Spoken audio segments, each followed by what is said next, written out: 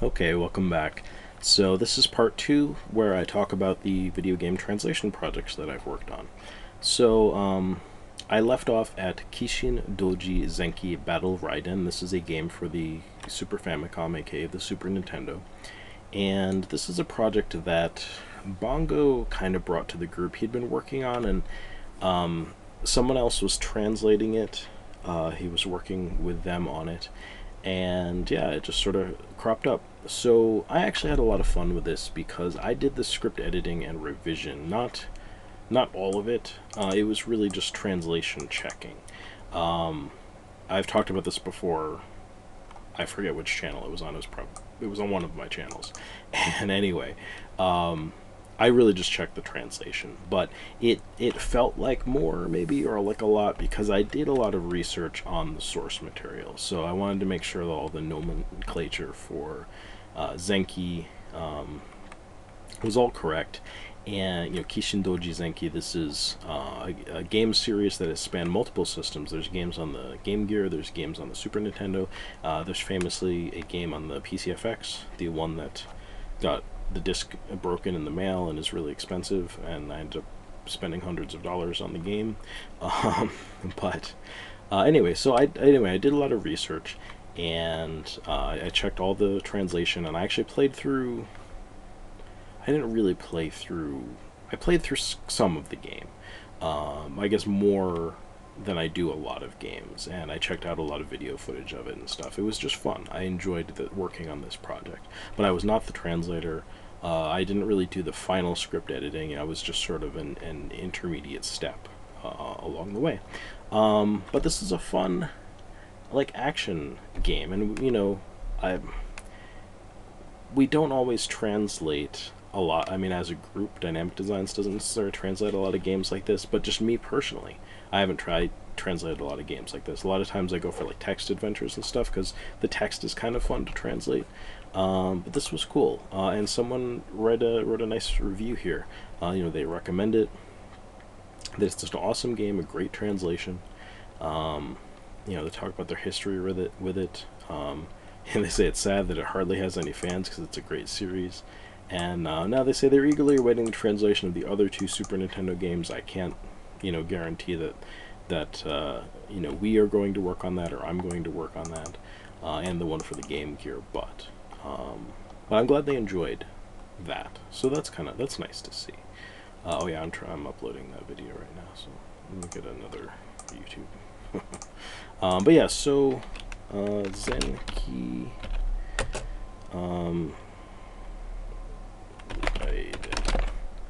Let's see what we've got here.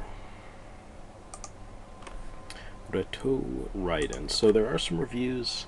That's from 2002 though, so that was not a review in relation to our translation patch. And we go to Zenki Battle Ryden. There's a long play, but this is 7 years ago, so that definitely had nothing to do with ours. But this is actually a long play of our translation patch, so that's super cool to see here from Amy Rose. Also, Shiryu GL was right on top of this release, posted some gameplay, and I believe that there is an article up on Nintendo Life. I don't actually see a link to that, so let's take a look. Actually, I'm curious. So, Zenki Nintendo Life. Hudson's. Here we go. SNES action platformer Kishin Doji Zenki Battle Ryden gets translated into English. So very cool. And people share from like sites like this also, and they comment too, which is cool. I like reading through the comments. Some people really liked like the cartoons, the anime and stuff like that. And I remember reading some comments from people who played this game when they were a kid, and maybe even like didn't understand the Japanese, or maybe they did understand Japanese, but yeah. So that's cool. This is the video here. I enjoyed this. I think it turned out really well. As far as the gameplay goes, I mean, it's an action platformer. It's not fully your standard action platformer. Your character has like a set of moves, and there's just a very little bit of a, it's almost a puzzle element of sort of making your way. You mostly just have to find these tombs or something and destroy them in order to progress through the levels sometimes. And there's also these kind of boss fights and things like that. If you know, for the right gamer, this is going to be a game that I think that they're going to absolutely love. It's not necessarily my cup of tea, I wouldn't say. Which probably another reason why I don't translate this kind of thing that much. But you know, it was based on anime, and I just edited the script, but it was fun. I enjoyed that, and it's nice to see some other people enjoying it as well. This was a Spanish translation of this, so I think they just credited me for having been involved in the original translation, so that was nice. I don't know why it's up here twice, but whatever. Lady Sword, another slightly embarrassing game, but I'm actually kind of pleased to have done this. This is an unlicensed game for the PC Engine. So it never got licensed for release on the PC Engine by like Hudson or NEC or anything like that. It's by this company Games Express, who was also, I think, Hacker International is sort of their other label. But yeah, this was one I decided to do on my own, and the reason I did it, and I won't lie, it was because the screenshots from this are so weird. They're super weird. They have these women. It's like these decapitated heads of women that are like characters in the game that like talk to you in this dungeon, and it's an RPG. It's a dungeon crawling RPG. But I think because it was unlicensed, they decided to like insert some like sexy, almost, it was almost like a strip version of a dungeon crawler in some ways, but it's kind of like a legitimate, I don't know if I'd call it like a good dungeon crawler, but like it's a fully competent dungeon crawling RPG, and it's interesting. It's a super interesting project. I believe I dumped the script for this, and let's see, A.N.E. Hen obviously helped out with translation. Now Grant helped out with translation also.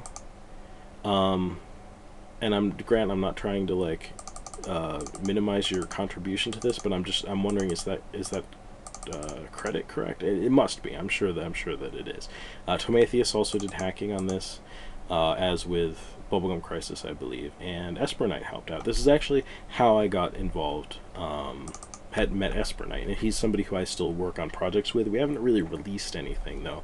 That's been a little frustrating for me. We've gotten a start on like a good 5 or 6 projects now, and aside from Lady Sword, which he was a huge help with, Tomatheus had laid the groundwork, and I forget exactly what was left, but there was something that was not working, and Esper Knight stepped in, totally solved it, and we went forward with it. But I may have been expecting maybe a little bit more of a response on this game, but there has been some cool stuff. No user reviews here. One thing that's cool though is there was a French translation. A group contacted me and they were like, hey, could we make a French translation based on your English translation? I was like, yeah, of course. So I shared the information with them, so there should be a French translation of this out there somewhere. Some people have played it. This is that somebody's posted the ending, which is pretty cool. It's totally weird, and like I said, there are like pin-up shots of girls in it. This is just a few minutes of gameplay. Again, a few minutes of gameplay. So there's not a whole. I'd still, with these sort of things, I'd like to see people do reviews. I'd like to see them talk a little bit about this, do a let's play, just talk about how weird the game is, or it's an interesting game in its own right. Again, it's an old school dungeon crawler, so it's gonna be you're the swordsman. You're going into this tower to rescue these girls that were all kidnapped by like demons and ogres and whatever evil has settled into this tower. So definitely it was a fun project. I really enjoyed working on this. But I'm just curious if there's been any. So there's some reviews. Well, one review, but it's from 2003, so that was before we even worked on this. So, you know, there's not a lot of stuff out there. There is a fact from '08, and we released this in, well, we released it in 2010. So, you know, there's been very little, I would say, that's really come out about this since the translation was made, aside from, you know, a couple gameplay videos from YouTube. So I do appreciate that. That's pretty cool to see. Next up we have Liberation Army. I just helped out on the forum, you know, translated a few lines that people were stuck with, along with some other people. No biggie. Lupin Sansei, Pandora no Isan, Pandora's Legacy. So this is the Lupin the Third game on the NES. Same sort of thing. I just helped out on the board along with like Shitsu and A and Nihen and Satsu and stuff. I know all of them. And yeah, that's that. Mado Monogatari 1. This is the 3 magic spheres. I like this project. I'm a little bit proud of this. This was something. It wasn't one that I initiated. I wasn't like, oh, I want to translate Mado Monogatari. And this is also a dungeon crawling RPG. These are the games the Puyo Puyo games are based on. So the characters from Mado Monogatari are the ones that Compile used in their Puyo Puyo games. And I think you're going to be more familiar with the Puyos, you know, in Puyo Puyo, but they actually come from Mado Monogatari. There's one right there. The characters like Adade or whatever her name is, and you know, just some of the other characters in the game, they all come from Mado Monogatari. Now I'm actually the sole person credited on this, which is a little weird. So filler as translation, but SS translations, and this was King of Crusher, and I think I know what his name is, but I guess considering that he's going by an alias here, I'm just going to keep it at that. But yeah, so he worked on a few other games, and oh, he worked with me on Hoshi Osagashite. So this is Steven Seahorn. So I guess his name is out there. So Steven Seahorn also worked on this with me after we worked on that game, and it was fun. I liked it. It took me maybe a couple months of just translating this on and off. You know, in between working and watching TV and hanging out with my friends and stuff like that, I was translating Mado Monogatari. We released this in 2009. No reviews. Let's see, you know, I'm going to look this up. Mado Monogatari. So we've got the Game Gear version of the first one. Yeah, so no reviews. Fact from '09, that was before we released this, but there are some nice YouTube videos. Like, you know what, maybe that'll fix that problem. Oh, actually I looked for reviews and I don't think there are any, and of our translation. This is the Game Gear version, so you know, now this is also Gideon worked on a this is a Super Nintendo game in the Mado Monogatari series. This one's called Hanamaru Daiochien G. So it's like the flower mark. Yochien is like kindergarten, but I'm not sure what Daiochien G. It's like, I don't know. I think they translated it as like, I don't know, big kindergarten something. Super kindergarten kids. I don't know, remember what it was, but anyway, there's like a pretty cool like playthrough on here. I think the Steelix 100 probably does a full playthrough of the game, and you know, our full translation is in here. This was a little spotty because actually this is a super cute scene. I'm gonna go back. I didn't play this at all.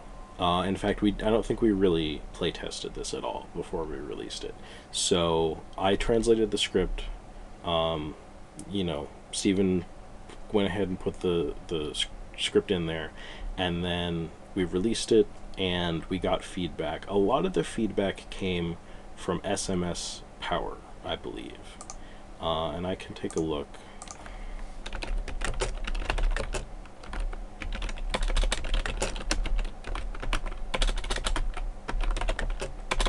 Gosh.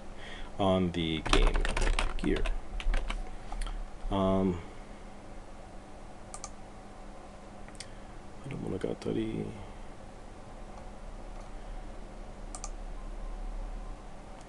Yeah.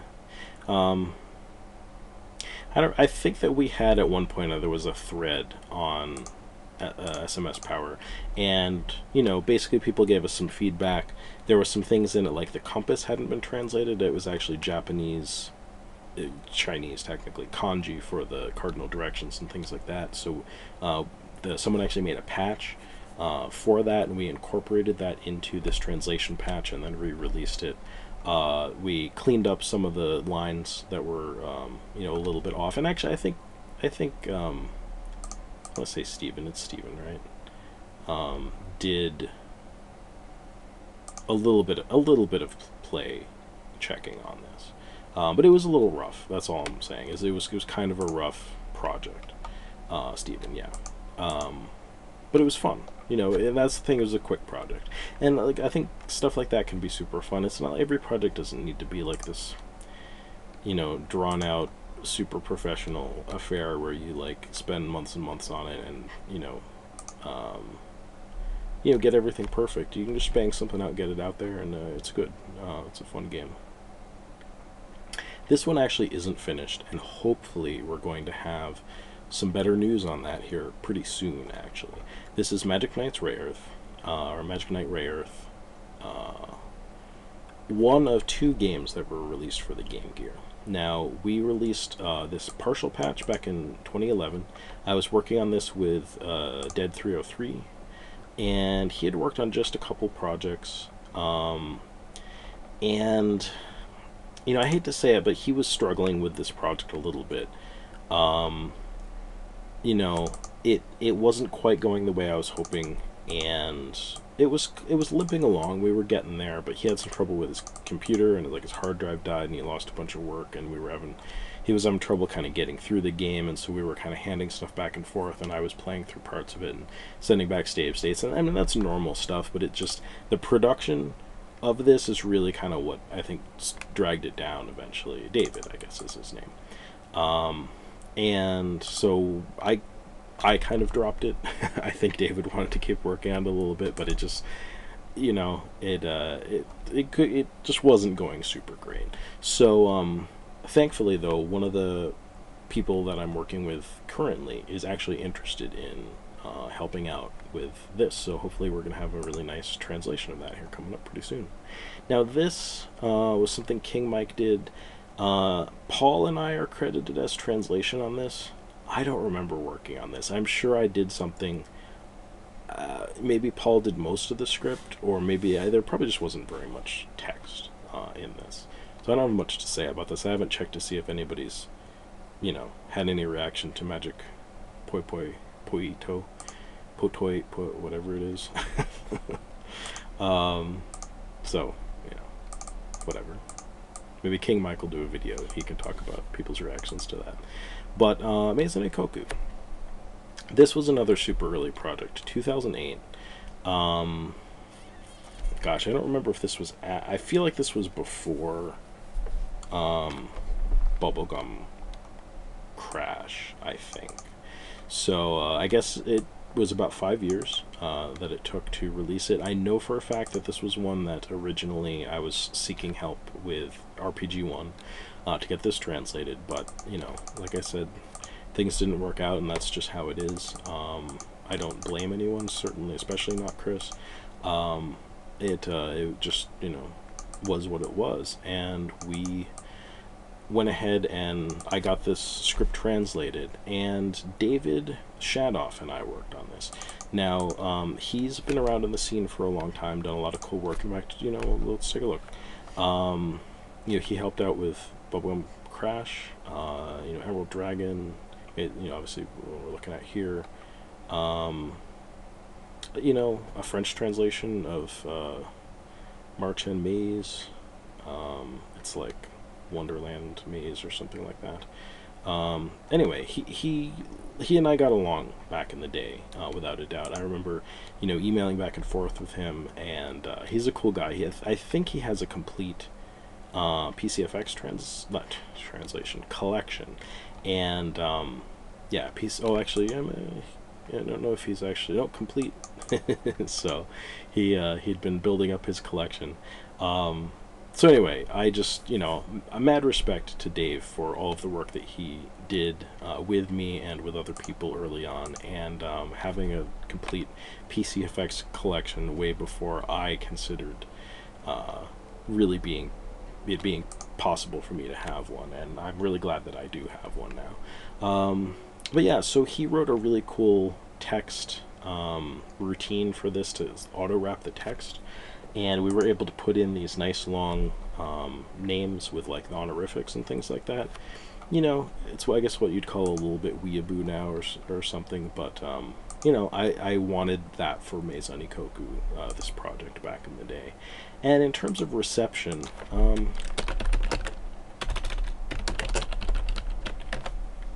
let's take a look, because I'm not really sure. On the TurboGrafx 16, there is a FAQ. And this actually was something, I worked with Pluvius a little bit. They reached out to me and they're like, hey, could I get your script? And I was like, sure, I believe it was the script. So they actually use, gosh, do they use some of the script in here? Yes. Like they use, basically like the items and things like that, the names and stuff like that. I'm pretty sure that those are all from like the actual translated material. But anyway, this is a cool, actually, you know what, this is a super cool FAQ anyway, because it's written, like, it has a really nice conversational style to it, and like you really feel, there's like general tips, and then there's like a walkthrough, and I really like, it's fun to read through. I think it like, if you kind of want to play a game like this, because it's an adventure game, a Japanese style adventure game, where you have to go collect a bunch of items and do a bunch of weird, sometimes not logically sound things in order to progress through the game. It's nice to rely on a walkthrough, and it's a cool walkthrough, it really is. One thing that I wanted to point out is there's a oh, that's for the Famicom. I have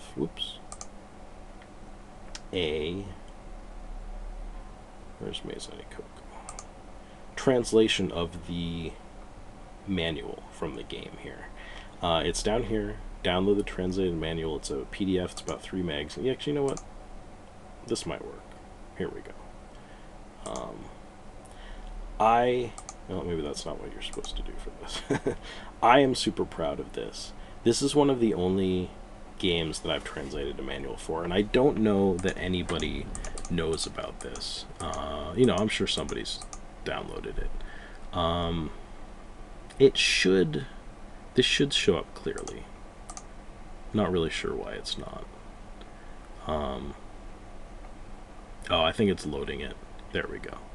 So this was a lot of text to translate. You've got the stupid, like, the warnings, and and especially like one of these old manuals too, it was just the prologue introducing the characters, and there's a map of the thing and stuff, and micro cabin, and this is like their address, and it was fun. I went the extra mile on this particular project because I love Maison Ikkoku so much. I really, and just back then I just got excited about this project. Now Maison Ikkoku on the PC Engine. I think there are a couple videos. Some of these ones where it's just like, somebody plays it for 5 minutes and posts some stuff, whoop-de-pickle. That's kind of it. There was, I think there's somebody like doing, I think they talk about it, like there's a foreign language video, I think, that actually goes over our English translated one a little bit. I don't see it popping up right here, but there's a little bit out there, but there's not much reaction, no reviews. I'd like to see this is one of those projects, because it's dear to my heart to a certain extent. I would like to see a little bit of somebody say something about it. that'd be nice. So we've got Ranma 1/2 Chogi Ranbuhan. We just released this super recently. It was in April of 2018, so like a few weeks ago. And yeah, this is a fighting game. Again, this is a project that I wanted to work on. Bongo was super nice, and he reached out and he was like, you know, hey, I think we should let Filler like pick some projects if, you know, that maybe we could work on. And so he got me a script. I translated it right up. Task Force was so helpful on this project, doing a bunch of graphics work, because this was pretty graphics intensive. None of these show it off super well, but you've got stuff like, you know, the names of the characters that show up here. That's all like graphics tiles that had to be changed. Bongo, I'm sure, did a ton of work in order to get that stuff working. Then you've got like Winner and Akane. That's not the same as these. Like this and this are not the same. So I mean, they look the same, but so those all had to be done. But it wasn't just that. It was like all kinds of stuff. And that just came out, but there is some nice stuff about it. If you look up,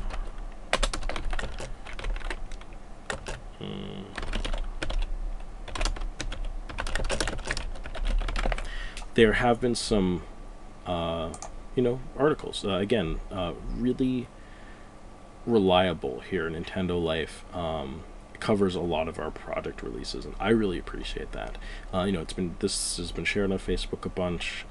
This was sort of our double Easter release, Ranma 1/2, and we decided to call this Hard Battle 2 Super Move Hustle, and this is GOD, both released at the same time. And Shiryu GL went ahead and did a little gameplay video here. Totally cool. We have had to do some revising on this script, and that's another reason why I would say that you guys really don't want to play pre-patched ROMs, because you aren't necessarily getting the most recent translation patch. You know, somebody makes a pre-patched ROM and they upload it to some ROM site, that's it. You know, whereas like sometimes we release a patch and oh, there's a thing we forgot, or oh, there's a misspelling, or oh, there's this or that, or there's a bug or something. And, you know, we go ahead and make a fix and we release an update. This is actually version 1.03. So, you know, you definitely want to get the translation patches so you're getting the latest versions of our translations. No user reviews, but if you go ahead and look for Ranma 1/2, and you check out some of the most recent stuff. Somebody's actually been posting some pretty cool gameplay videos of the you know, some of the characters, not all of them, but you've got here, I think it's this Where 1974. This is a playthrough with Ukyo. You've got one with Shampoo and Akane, Mariko. So we'll check out like Akane here for just a sec. This was a fun project. It didn't take that long. But I'm credited with the project coordination, and to a certain extent I did do more of that on this project than I did with other projects. But I do feel like Task Force ultimately in the end was doing like the project coordination. I was kind of, I mean, I was helping direct and make final decisions on stuff still, but it was a real joint effort, and I think we you know, we both put a lot of work into this, and I think it shows. I think this came out really great. So anyway, that's an exciting game. So yeah, let's just keep cruising through these. We're getting close to the end here. Coca-Cola Kid, this was a super quick project that I did with I want to say one of the people from RPG1. Now it says this was released by myself and SMS Power, but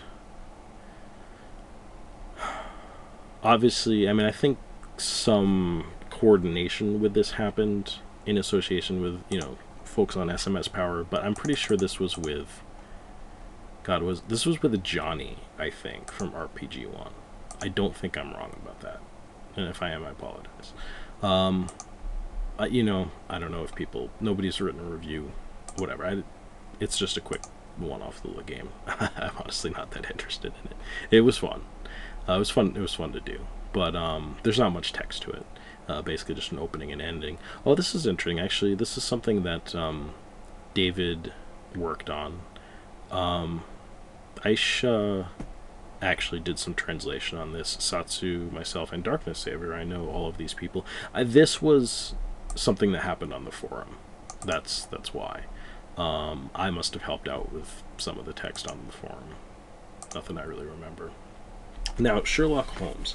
This is something that we just released also, 2008. Sorry, 18. March 8th. So just like last month, 2 months ago. So I did this with Cyclax. Actually, Spinner 8 and I started working on this originally. Spinner 8, basically, Cyclax was trying to translate some early Famicom games, and Spinner 8 was like, hey, do you want to translate some of Sherlock Holmes? It's this kind of notorious kusoge, because mostly it's regarded as one of the hardest games on the Famicom. And I was like, sure, why not? So I translated the script, I got it back to Spinner 8, and he kind of, sat on it for a while, and he was like, I don't think I'm going to work on this. Do you want, I don't know, like, do you want your script back, basically? And I was like, sure. And so I was like, hey, can I get your notes? And he was like, yeah, absolutely. So we shared all that information, my translation, his notes, and Cyclax was like, hey, I'll go ahead and give this a shot. So he banged it right out. I don't know how long it took. It wasn't very long. And we got this released. Now, this is one of those ones, there's no user reviews, but there's really nothing for this. And that's kind of okay. I kind of get that. It's not really what anyone would consider a good game. It's a really early game, and it's kind of, like I said, it's kusoge. It's like, it's one of those games people make fun of. But I feel like, since it has a translation, I think some people would enjoy playing through this. And, it has a translation now, so people can also understand, like, what is going on in the game. So, I'd like to see someone do something with this game. I don't think anyone... People have made videos about this game, but no one has made a video about the translation since it's come out. That's a NES. If we do Famicom... 5 years ago somebody played a whole bunch of it, but nobody has played our translation. I mean, I'm sure some people have played it, and you can actually see how many downloads. Had 370 downloads, so I mean, that's quite a few downloads. But I don't think that there's been any news release. Well, I shouldn't say that. I think there might have been a foreign language news post about this. I don't know if it would come up. This was into English translation. Let's see. Yeah, it's like romhacking.net, my page, but I do think I saw at a foreign language site, pick up the fact that we translated this, but no one has really talked about this. I can't really blame people, but I would like to see people, mention it somewhere, maybe. I didn't do much. I did some translation support for this. This is Laware's Dynamic Designs released recently. It seems like a decent game. Actually, it seems like a game that everyone's like, that could have been better, but, I think people think that the translation was pretty good. Same thing with Silva Saga, too. I'm not going to get into that. Now, Slayers, on the other hand. This was a project that was really dear to me. This is the one, actually, that... This goes way back. This was basically my first translation project. So what happened with this is I found an old patch that somebody had made. In fact, they told me that they based their patch on someone else's patch. But this was way back in the early days. I released this in 2002. So I released a patch in 2002 for this game, and all I did was I took the original patch and I added some more stuff to it. I added some like monster names and item names, things like that, and I added a little bit of text. And I wasn't savvy in the way I could add text to the game, so I had to really shorten stuff down, and it was really elementary stuff. But I released something. This was all my own. some of my very first translation or fan translation or ROM hacking work at all. And this is the game that I worked on with RPG1 and Chris RPG. It's what kind of got me into fan translating. Chris RPG wanted to work on Slayers, and he contacted me about this, and we were never able to complete this before he passed away. Now, this is also the project that introduced me to dynamic designs, because I really wanted, years later, to finish this project. It's something that Chris wanted, it's something I wanted, and for Chris and for me, I wanted to see this project finished. And so I reached out, well, I think Bongo responded to my asking for help with this project, and we released it. And it's totally cool. I think it was a long road. You can see here, this is all the original members of RPG1. You've got Johnny, Chris RPG, Brightman, and Skyrender. Then you get all the people from Dynamic Designs that worked on this: Task Force, Red Soul, Wild Bill, and Bongo, and then AEN, Nihan, and I, who pretty much did the translation for this. Yeah, and just, I'm so glad that we finally brought this project to completion. Oops, I don't want to add a review. Claviaturist, again, with a review. How nice is that? Another, kind of a repeat reviewer here. So we got, Slayers brings really nothing new to the RPG genre. It's fairly basic with some unusual dialogue, a lot of just bizarre humor, and a Dragon Quest-like battle system. If you decided to play this game, keep in mind some of what I said. I liked it, but I grew up playing games very similar at this time, so it does have some nostalgia. So it sounds like they're saying, the translation's decent, seems to have gotten the feel of the original dialogue, and the game is not maybe the greatest RPG in the world, but it sounds like if you like RPGs, and also, at least, according to this review, and you like Slayers and things like that, it's going to be a fun game. And I totally agree with that. It's super cool, but it's, it's a goofy licensed RPG. It's fun. It's interesting. And what's nice is there are some videos. So if you check it out, we're going to go here. There's actually a World of Long Plays video of the translation. So I think that's pretty awesome. That's 7.5 hours.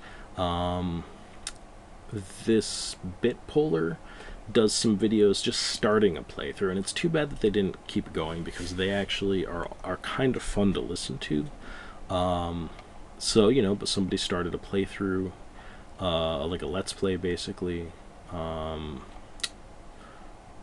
Psychomog. So this was what I was talking about, if you remember, when I was saying that, I felt a little guilty because I feel like I kind of, I don't know, I snubbed Psychomog a little bit, and then they went and passed it. I mean, I don't know if I would have kind of patched things up or been like, oh hey, thanks for playing through our games or something. But at any rate, he did a playthrough of this also, video walkthrough, actually part 1 of 2. So he played the whole thing. So this is 4 hours. I mean, the other part is probably another 3 or 4 hours. So I think that's cool. Several people have gone to the trouble of, doing some let's plays, playing through the whole, doing a full long plays. There's another person, Enris, and Ninja Dan plays Slayers. So this is cool, and I feel like this is the kind of legacy too from my first project, and something that Chris didn't get to finish before he passed away. I'm really happy that that it has a little traction on let's plays and stuff like that on YouTube. I think that's cool. Now in terms of, let's see, Slayers on GameFAQs, let's see what we got. And so there's a review from 2010. They give it 3 stars. They say it has its moments.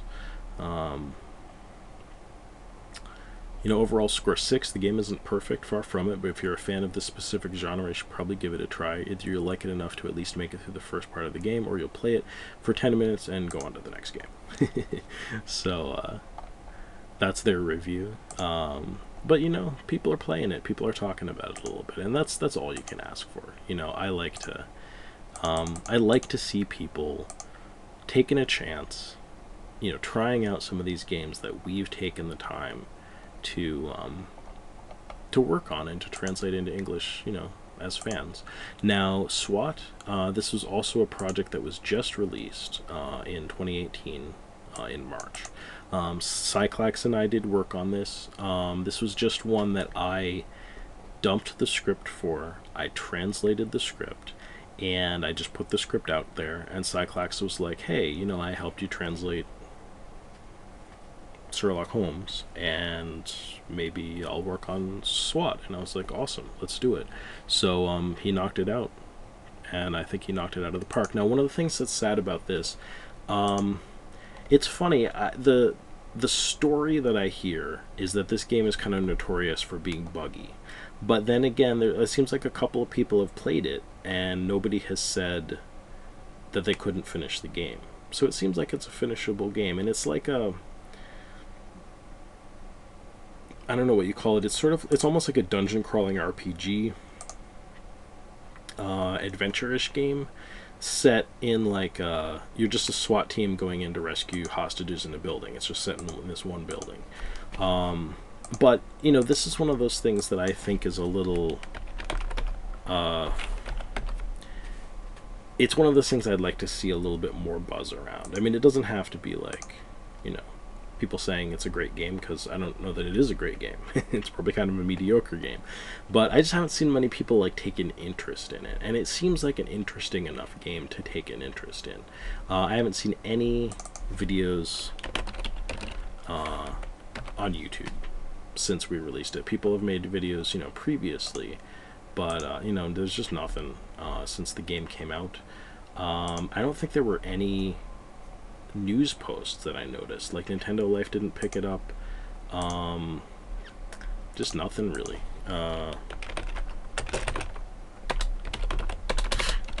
If I can type, you know, there's a FAQ, but that was written a while ago, a couple years ago, a few years ago. So yeah, so, you know, people just haven't really latched onto that. You know, that happens. But I would like to see, you know, people give this game a try, see what it's like.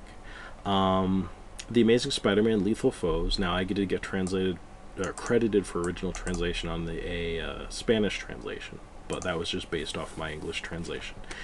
This was something Gogriup posted on the message boards asking for somebody to help with this, and I just decided to translate it. It was a small script. It took me, you know, couple days, and it was fun. You know, I enjoyed translating that script. It's cheesy. I think I went out of my way to, like, keep it with that sort of Spider-Man, like, Saturday morning cartoon, and sort of like the older comics that I was reading, you know, when I was a kid, like from the 80s and 90s of Spider-Man. So, what is this? Spider-Man Lethal Foes.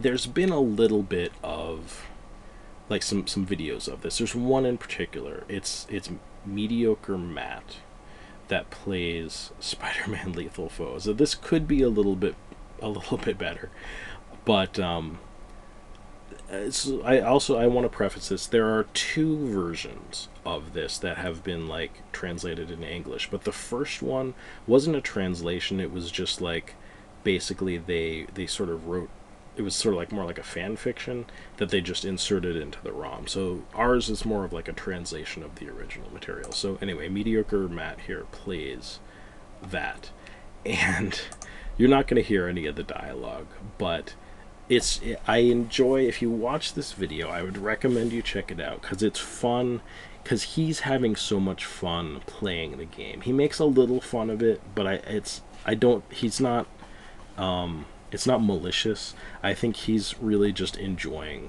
the game. It's fun to listen to him, you know, having fun playing this game. And, you know, like I said, the dialogue's cheesy. It's just like an action game with these cutscenes. There's quite a few cutscenes, and it's cool. This is a funny video. He actually skips a lot of the game. He just sort of goes from, like, the first two stages up to, like, the last stage. It's funny. So there's that. I really appreciated that video. Don't know if there's a whole lot else. This one is an English translation. Is this our translation? You can kind of tell probably from Beatles.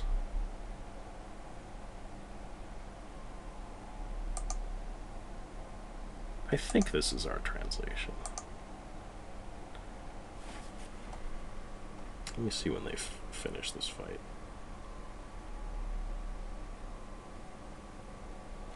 Come on. There we go.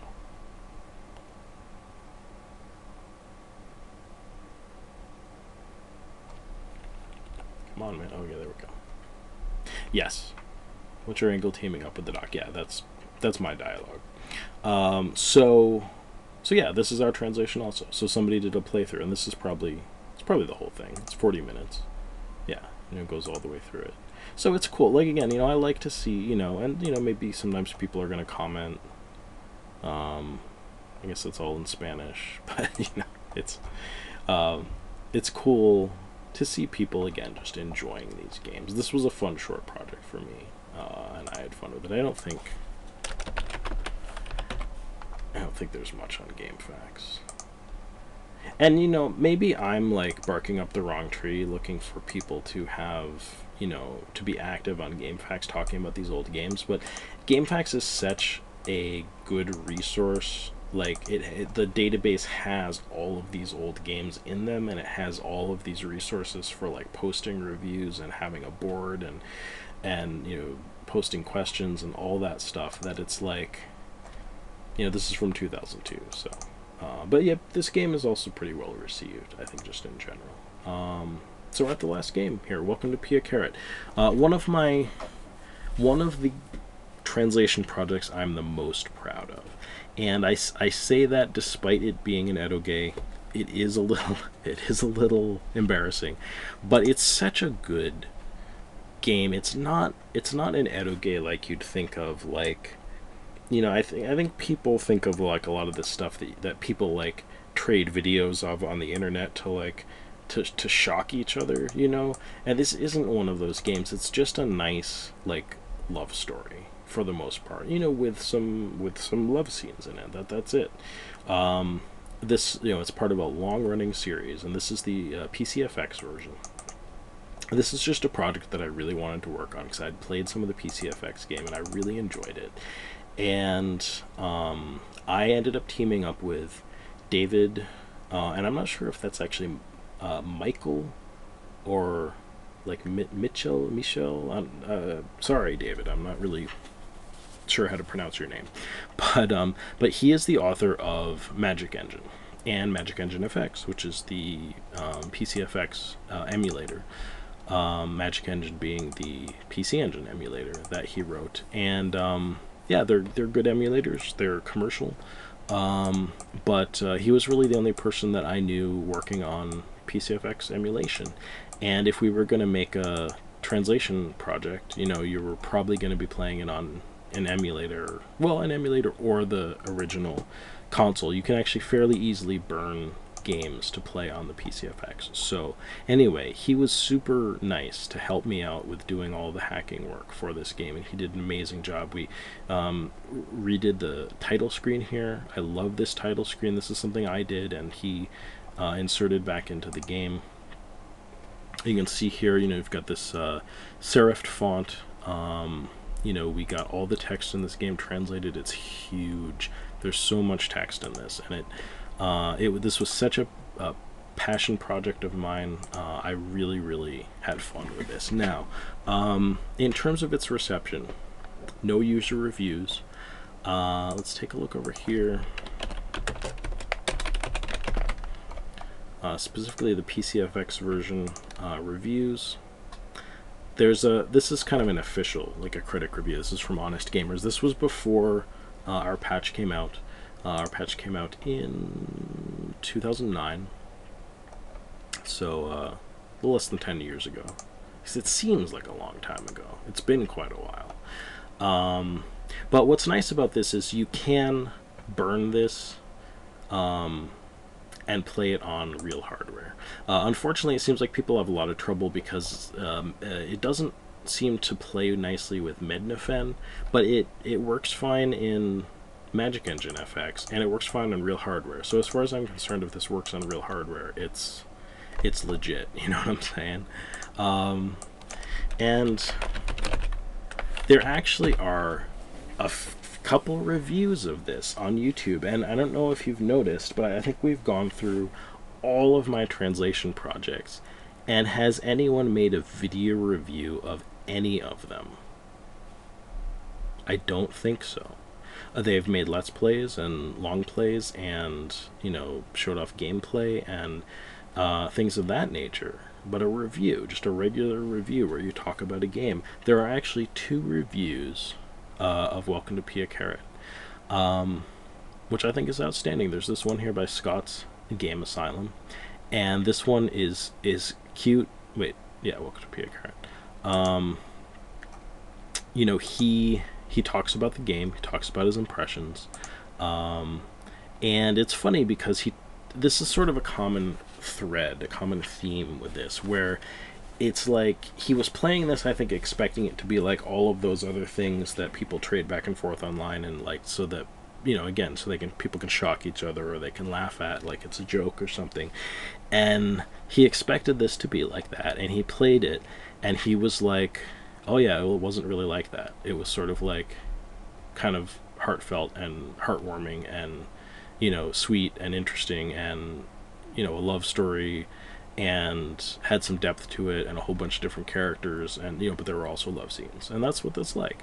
You know, it's, well, you know, there's this, we'll keep moving on. But yeah, so you know, unfortunately there was a little text overflow issue here that we never solved. That's pretty much my fault. I should have just told David about it. But anyway, I love this project, and I love that there are some people out there who took the time to play the game and talk about it, and especially because they have, you know, some reasonable things to say. Now, this Jet Set Willie Sr., what is this? This is the Japanese version. I'm not interested in that. I posted these. This is interesting. Oh, okay, I know what it was. You know what? I was getting this confused. Scott's Game Asylum. This review is similar. The review I was actually thinking about was this one, GB's Random Video Game Chop Shop. So there are 2 reviews for this. So there's this one, and they actually have a very similar things to say about it. So honestly, what I said was pretty much correct for the other review as well. But I was thinking of this review. But anyway, I love the fact that there are 2 reviews for this game out there. There's also a little Let's Play. This guy tried out a handful of games, and he tried out Welcome to Pia Carrot. Actually, personally, I think I responded because well, maybe I didn't. Maybe I think he has 2 videos. Maybe he keeps playing this in a second video. But I mean, he complains about some stuff like the fact that this opening movie isn't subtitled, this one here. But I mean it has like the text for the main character, but it doesn't have the text for the voiced characters here, and that's because that wasn't in the original game, and at the time we didn't know how to like subtitle and compress video and put it back into the game. But like, we included all of this text in the README. So I mean, if you guys have the patch, you can just go into the README and you can read all this text. You know, little things like that. I get not everyone's gonna, you know, go to all that trouble and look to see if the opening movie text is in the README, but it's there. But yeah, you know, I felt like this guy was like, he wasn't fully giving the game a fair shake. But again, if you want to check out somebody's reaction to this, you can check that out. And there's another thing. There's actually somebody just recently, this has been in the past 3 months, did a long play. This is the first one I've ever seen. Honestly, it probably shouldn't be on YouTube because they left in like content that isn't super appropriate for YouTube. But you know, the game only takes about 2 hours, maybe 2.5 hours to play through a route, and he didn't get anyone's ending. This was sort of like the typical, when you go through and you play it for the first time, you're pretty much going to screw up and you're not going to get somebody's ending. But I love the fact that this exists right now. If you guys want to check out what like a playthrough of the game is like, or you just check out a little more gameplay, there's these 2 videos. And one of my favorite things about this is going to be,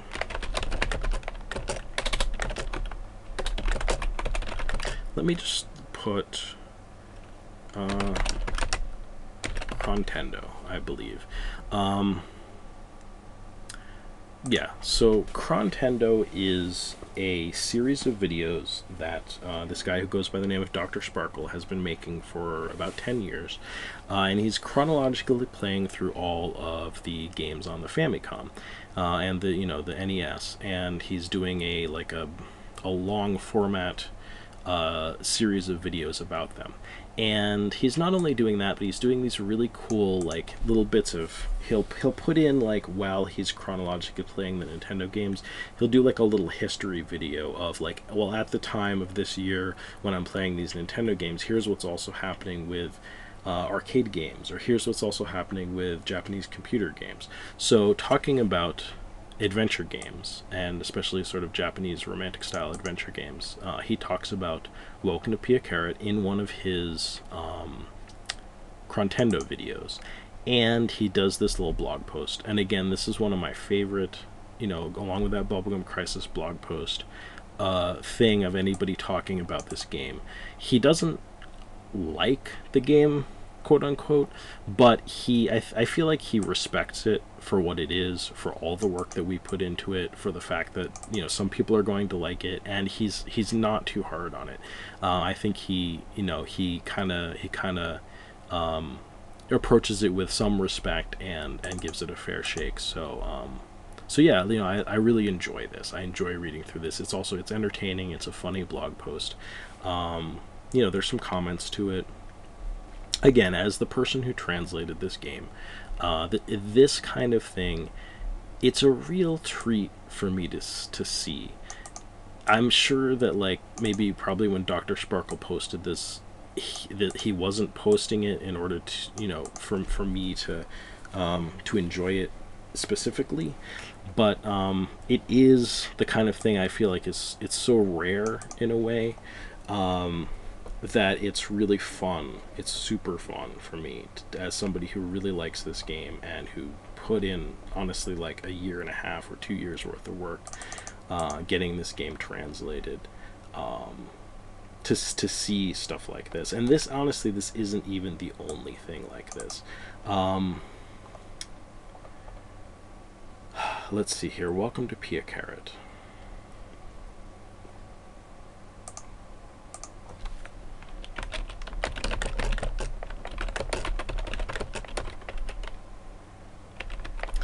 It's